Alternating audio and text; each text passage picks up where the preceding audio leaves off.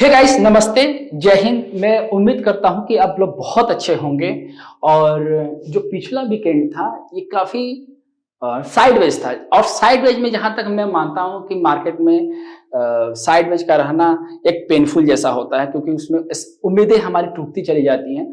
But आज मैं जो डिस्कस करने जा रहा हूं वो टाइम की। हम कई बार सोचते हैं और कई बार ट्राई करते हैं इस चीज के लिए कि हमें पता होना चाहिए कि हमारा टारगेट क्या है। हम लाइफ में कभी भी सेट करते हैं ना, तो हमें पता होना चाहिए कि हम टारगेट क्या सेट कर रहे हैं, वो कब तक अचीव कर सकते हैं, क्या पर्टिकुलर टाइम पीरियड है। उसी तरह इस मार्केट में भी कुछ ना कुछ काफी हद तक टाइम एनालिसिस जो है, टाइम एनालिसिस का जो फैक्टर है वो काम करता है।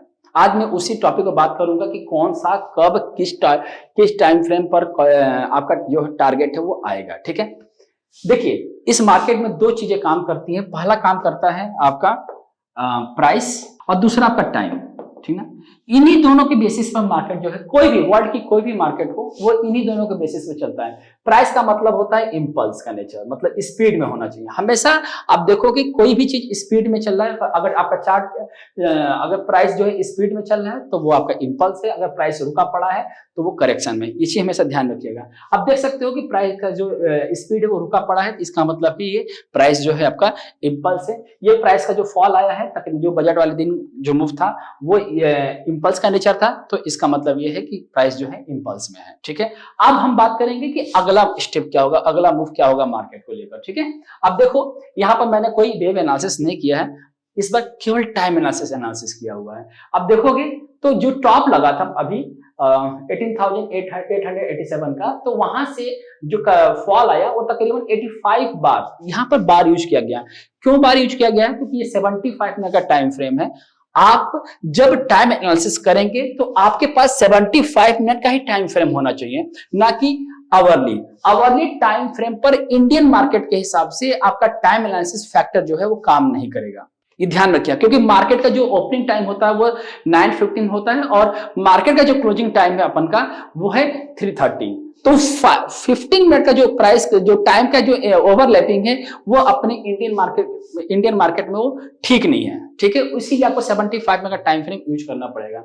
तो यहां से यहां तक का जो फॉल आया वो 85 बार में आया, और जो आपका यहां से जो मूव करने गया है, तो मतलब यहां से पूरा मूव, ध्यान रखना, ये पूरा मूव जो है आपका वो 105 मतलब 105 बार लिया है, बार्स लिया हुआ है। ठीक है, ये पूरा आपको लेना पड़ेगा। ये यहां से पूरा लेकर आप लेकर आओगे तो 105। ठीक है, अब क्या हुआ कि जब हमने देखा कि 85 में टूटा और 105 बार में प्राइस जो है रुका पड़ा, और रुकने के बाद भी प्राइस जो है 50% नहीं ब्रेक कर पाया। हमेशा ध्यान रखना, टाइम पर टाइम एनालिसिस पर जो होता है 38.2% रिट्रेसमेंट का और 50%, ये दोनों ऐसे रेशियो हैं जो टाइम एनालिसिस के लिए कंसीडर किए गए हैं। इनमें इंपल्स नहीं आता। ठीक है, तो जब भी अगर आप यहां से रिट्रेसमेंट डालोगे तो ये जो प्राइस गया है ये 50%, 38.2% से लेकर 50% तक है। ठीक है, तो ये दोनों रेशियो मैं आपको रिपीट कर चुका हूं कि ये टाइम एनालिसिस के लिए होते हैं। अब यहां पर ध्यान दो कि जब यहां पर 105 में गया तो क्या हुआ कि अगर हम इसको कंसीडर करते हैं, मैं इसको ए कंसीडर कर लेता हूं और इस पूरे प्राइस को बी कंसीडर कर लेता हूं, तो सी का जो नेचर आ रहा है आने वाले टाइम पर वो आ रहा है तकरीबन 95, है ना, 95 बार आ रहा है। इस 95 को कैसे डिवाइड किया गया है ध्यान देना है। इस 95 को किस तरह से डिवाइड किया गया है, मतलब 18 ऑलरेडी टूट चुका है, 18 बार्स में ऑलरेडी टूट चुका है, और अभी करंट का जो मूव चल रहा है ये 46 प्लस का है ना, तो 46 हम और ऐड कर देंगे। ठीक है, समझ में आ रही बात? और ये 46 बार जो है प्राइस अभी यहां कहां खड़ा है, 70,843। ठीक है, अगर आपको मंडे, ट्यूसडे, वेडनेसडे कभी भी अगर आपको मौका मिलता है तो आपके लिए मैंने यहां पर मेंशन किया हुआ है कि लास्ट सेलिंग अपॉर्चुनिटी है। ये लास्ट सेलिंग अपॉर्चुनिटी कहां से, 70,924, 18,070.35, ये सेलिंग जोन है। मिलता है अपॉर्चुनिटी तो सेल करेंगे आप। ठीक है, अब ध्यान दीजिएगा, अभी तक मैंने आपको बताया कि ये आपका 18 है और ये आपका 46 है, तो दोनों का आप ऐड करते हो तो आएगा 64, और हम टारगेट पीरियड क्या लेके चल रहे हैं, 95 का। तो 95 में आपको क्या करना है, 64 को माइनस करोगे तो डेस्टिनेशन आएगा, मतलब टाइम पीरियड जो आएगा वो आएगा, ध्यान देना, 95 -64 करते हो तो आप ओवर आपका आएगा 31। तो कहीं ना कहीं जो मुझे ऐसा लग रहा है कि ये जो डेस्टिनेशन है 95 वाला, और ये आएगा आपका 21 फरवरी 9:15 पर ये टारगेट आपका आएगा। अब जो भी लो लगेगा ये ध्यान रखिएगा, अगर आप यहां पर सेल करते हैं और 21 तारीख को 9:15 पर जो भी लो लगता है, अगर आपके पास दैट टाइम शॉर्ट्स है तो जो भी लो लगा है वो बुक कर लेंगे। मैंने कोई पर्टिकुलर टारगेट नहीं दिया प्राइस का, बस आपको ये बता दिया कि टाइम एनालिसिस के हिसाब से आप उस दिन जो भी लो लगेगा वो टारगेट बुक करके आप बाहर आ जाओगे।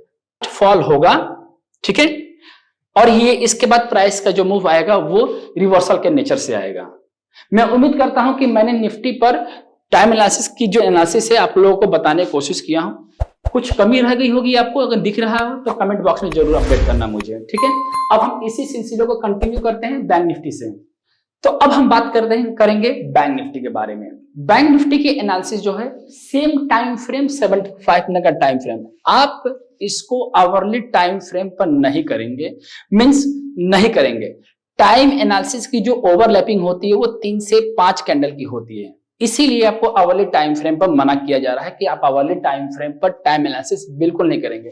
टाइम एनालिसिस जो है हमेशा डेली के टाइम फ्रेम पर होता है, और डेली का टाइम फ्रेम जो है वो एक्सचेंज के टाइम के हिसाब से होता है, ठीक है।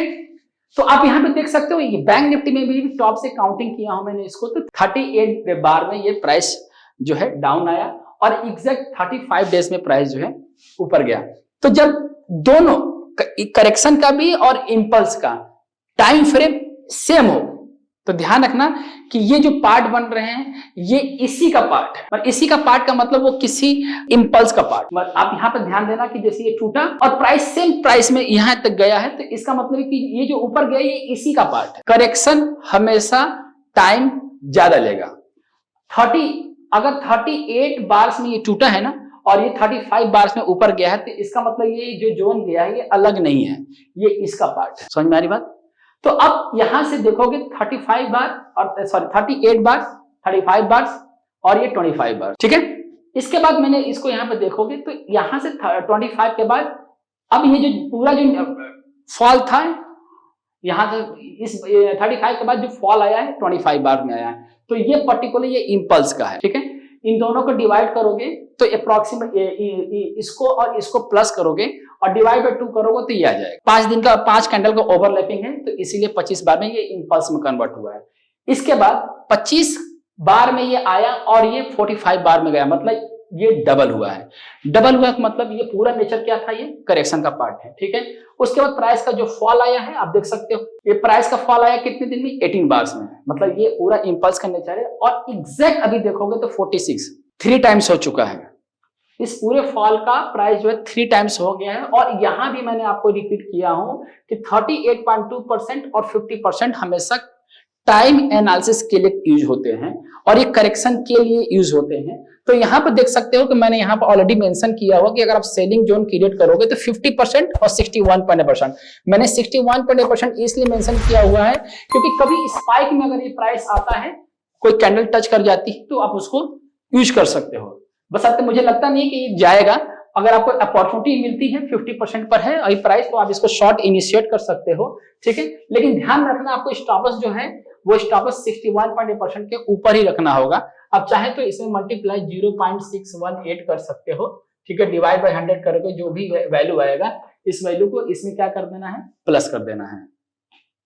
अब यहाँ पर ध्यान देना आप कि अब हम इसको जो एनालिसिस कर रहे हैं कि अगर ये टूटना शुरू होता है तो कितने बार में आएगा, ये एग्जैक्ट 31। जैसे हम लोग निफ्टी में हम लोग कंसीडर कर रहे हैं कि 31 बार्स जो है पेंडिंग है, यहां भी 31 बार्स ही आ रहा है। इसका मतलब होता है कि दोनों इंडेक्स जो है पैरेलल चल रहे हैं, दोनों इंडेक्स जो है टाइम एनालिसिस को फॉलो कर रहे हैं। 31 बार्स में जो भी लो लगेगा, मुझे बैंक निफ्टी में लग रहा है कि ये जो फाइनल डेस्टिनेशन है ये आ सकता है कि 39,178.25 का 21 तारीख को ये लो लग सकता है। इसके आसपास भी अगर लो लगता है तो आपका काम क्या है कि आप 21 फरवरी को, ठीक है, आप 21 फरवरी को 9:15 पर जो भी लो लगेगा आप वहां पर अपना टारगेट बुक कर लेंगे और बुक करके बाहर आ जाएंगे। क्यों? क्योंकि मैं निफ्टी और बैंक निफ्टी के दोनों एनालिसिस के हिसाब से, टाइम पीरियड के हिसाब से मुझे ऐसा लग रहा है कि ये उस दिन का लास्ट फॉल होना चाहिए, उसके बाद ये रिवर्सल का टाइम फ्रेम स्टार्ट हो जाएगा। ठीक है, तो मैंने एक कोशिश किया है आप लोग को ये बताने के लिए कि टाइम एनालिसिस जो है, टाइम फैक्टर जो है मार्केट में बहुत ज्यादा काम करता है। ठीक है, अब एक चीज मैं आपको और भी बता देता हूं जो इस चीज को ध्यान में रखना है। अब मैंने आपको शुरू में बताया था आप लोगों को कि इंपल्स का मतलब होता है प्राइस, ठीक ना, और प्राइस का मतलब होता है स्पीड। तो ये जो स्पीड होता है ये केवल 30% होता है, ठीक ना, 30% होता है, ये नोट कर लेना। 30% होता है तो मतलब जो प्राइस होता है वो 30% ही अप एंड डाउन मतलब स्पीड देगा, और 70% क्या है आपका करेक्शन है, और करेक्शन का मतलब होता है टाइम।